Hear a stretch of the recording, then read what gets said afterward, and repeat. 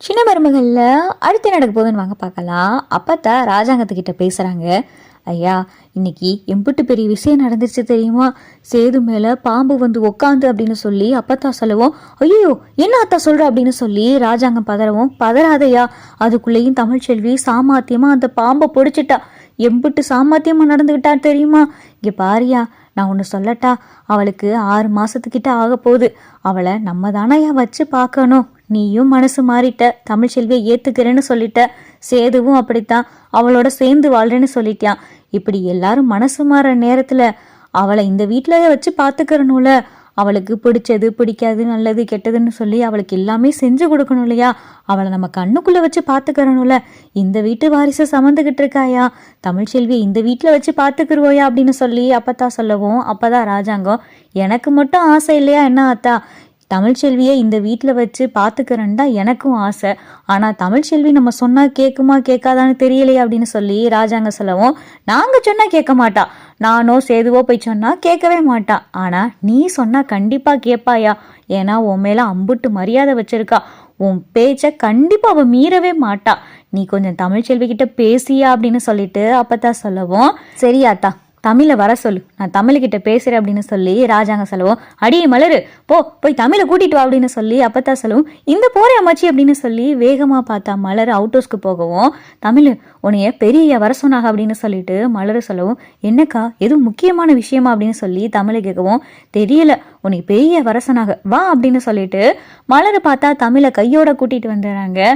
மாமா கூப்பிட்டீங்களா அப்படின்னு சொல்லிட்டு தமிழை கேட்கவும், ஆமா தமிழ், உனக்கு என் மேலே மரியாதை இருக்குத்தானே அப்படின்னு சொல்லி ராஜா கேட்கவும், ஆமாம் மாமா என்ன இப்படி கேட்குறீங்க அப்படின்னு சொல்லிட்டு தமிழ் சொல்லவும், நான் சொல்கிறத நீ கேட்பேனா, என் பேச்சை நீ மீற மாட்டேனா, நான் சொல்கிறத நீ கேட்கணும் அப்படின்னு சொல்லிட்டு ராஜாங்க பெரிய லெவலில் பில்டப் பண்ணவும், என்ன மாமா என்ன சொல்ல போறீங்க அப்படின்னு சொல்லிட்டு தமிழை கேட்கவும், இங்கே பாரு தமிழ், நீ இப்போ முழுகாமல் இருக்க, நீ இந்த வீட்டு மருமக. 1000 தான் விவாகரத்து கேஸ் கோர்ட்டில் நடந்தாலும் இந்த வீட்டு மருமக. என்னைக்கு என் உசுரை காப்பாத்துனது நீதான்னு தெரிஞ்சதோ அன்னையிலேருந்து ஏன் மனசு மாறிடுச்சு. இனிமேலும் உன்னை இந்த வீட்டில் வச்சு பார்த்துக்கிறேன்னு நான் விருப்பப்படுறேன்.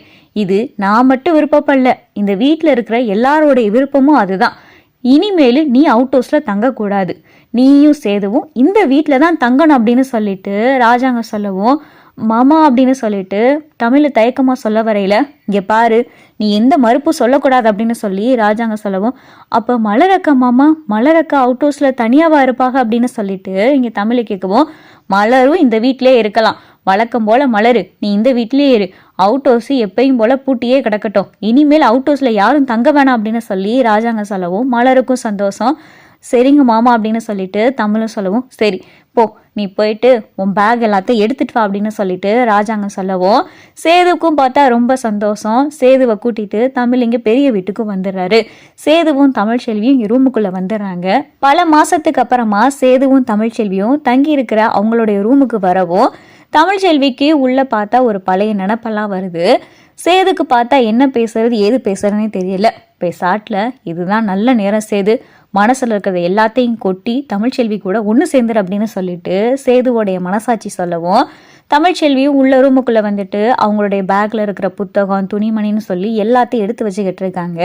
அப்போ தான் சேது தமிழ்ச்செல்வியை கூப்பிட்டு, தமிழ் உன்கிட்ட கொஞ்சம் பேசணும் அப்படின்னு சொல்லிட்டு சேது சொல்லவும், என்ன பேசணும் அப்படின்னு சொல்லி தமிழ் கேட்கவும், நீ கூட சொன்னியே என்ன பாசம் ரொம்ப பொங்குதுன்னு, இப்பைன்னு இல்லை, உன் மேலே இனிமேல் என் மூச்சு இருக்கிற தட்டிக்கும் உன் மேலே பாசம் பொங்கத்தான் செய்யும் அப்படின்னு சொல்லி சேது சொல்லவும், என்ன சொல்ல வரீங்க அப்படின்னு சொல்லி தமிழ் கேட்கவும், இங்கே பாரு தமிழ், நான் உங்ககிட்ட முதல்ல மன்னிப்பு கேட்டுக்கிறேன், என்னை முதல்ல மன்னிச்சிரு தமிழ் அப்படின்னு சொல்லி சேது சொல்லவும், மன்னிப்பா நான் எதுக்கு உங்களை மன்னிக்கணும் அப்படின்னு சொல்லிட்டு தமிழ் கேட்கவும், ஆமாம் தமிழ் இனிமேல் நம்ம 2 பேரும் சேர்ந்து வாழுவோம் அப்படின்னு சொல்லிட்டு சேது சொல்லவும், சேர்ந்து வாழுவோமா, சேர்ந்து வாழ்வோம்னா என்ன அர்த்தத்தில் சொல்றீங்க அப்படின்னு சொல்லி தமிழ் கேட்கவும், இல்லை தமிழ், நீ என்னைக்கு என் அப்பாவுடைய உசுரை காப்பாத்துனது நீதான்னு தெரிஞ்சுதோ அந்த நிமிஷத்துல இருந்து என் மனசுல உன் மேல எந்த விதமான கோபமோ வெறுப்போ எதுவுமே இல்லை.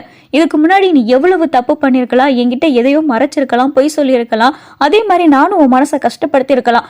இது எல்லாமே தூக்கி ஒரு ஓரத்துல வச்சுட்டு இனிமேல் நம்மளுடைய புது வாழ்க்கையை ஆரம்பிப்போம், நம்ம 2 பேரும் சேர்ந்து வாழுவோம் தமிழ் அப்படின்னு சொல்லிட்டு சேது சொல்லவும், நெசமாவா சொல்றீங்க அப்படின்னு சொல்லிட்டு தமிழை கேட்கவும், நீ நானு நம்ம குழந்தை அப்படின்னு சொல்லிட்டு சேது தமிழ்ச்செல்வியுடைய வயித்துல கை வச்சு, என்னது நம்ம குழந்தையா அப்படின்னு சொல்லிட்டு தமிழை கேட்கவும், ஆமா நம்ம குழந்தை, ஏன் குழந்தை, நீனு நானு நம்ம குழந்தை 3 பேரும் இந்த வீட்டில் சந்தோஷமா வாழணும், அதுதான் என்னுடைய ஆசை. விவாகரத்து கேஸ் என்னதான் கோர்ட்டில் நடக்கட்டும், 6 மாசத்துக்கு அப்புறம் உங்களுடைய முடிவு என்னவோ அதுக்கப்புறமா தானே ஜட்ஜு விவாகரத்து தரதும் தராம இருக்குதுன்னு சொன்னாங்க. என் மனசு மாறிடுச்சு, நான் என் பொண்டாட்டி கூட சேர்ந்து வாழணும்னு ஆசைப்படுறேன், உன் விருப்பம் என்ன அப்படின்னு சொல்லிட்டு சேது கேட்கவும், தமிழுக்கு என்ன பேசுறனே தெரியல. பட்டுன்னு பார்த்தா தமிழ் சேதுவை கட்டி பிடிச்சிடுறாங்க. நீங்க இம்புட்டு தூரம் பேசுனதுக்கு அப்புறம் எனக்கு என்னமாமா உங்க மேல கோவம் இருக்க போகுது, நீங்க அன்னைக்கு என்னைய பார்த்து அப்படி ஒரு வார்த்தை சொன்னீங்க அப்படின்றதுக்காக மட்டும்தான் நான் விவாகரத்து அப்படின்னு சொல்லிட்டு கோர்ட்டுக்கு போனேன். அதை விட நீங்க விவாகரத்து கொடுக்க போறீங்கன்னு தெரிஞ்சதப்ப கூட நானும் விவாகரத்து வாங்கிடலான்னு தான் நினைச்சேன். ஆனா என் அத்தை, அதாவது உங்க அம்மா மீனாட்சி, அவங்க என் கனவுல வந்து சொன்னாங்க, விவாகரத்தெல்லாம் வேணாம், என் பிள்ளை சேது ஏதோ தப்பா பேசிட்டான் தான், ஆனா அதுக்காக அவனை தப்பா நினைக்காத, நீ அவன் கூட சேர்ந்து வாழணும், நீ அவன் கூட இருக்கும்போது தான் அவன் சந்தோஷமா இருப்பான், என் பிள்ளைய நீ தவிக்க விட்டுறாத, நீ சேது கூட சேர்ந்து வாழணும், இதுதான் இந்த அத்தையோட ஆசை அப்படின்னு சொல்லி கனவுல வந்து சொன்னாங்க.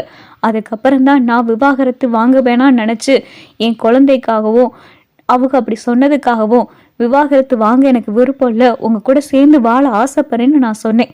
இதுதான் மாமா நடந்துச்சு அப்படின்னு சொல்லிட்டு தமிழ் சொல்லவும், சேது பார்த்தா கண்ணெல்லாம் கலங்கி தமிழ்ச்செல்வியை கட்டி பிடிச்சி உருகிக்கிட்டு இருக்காரு.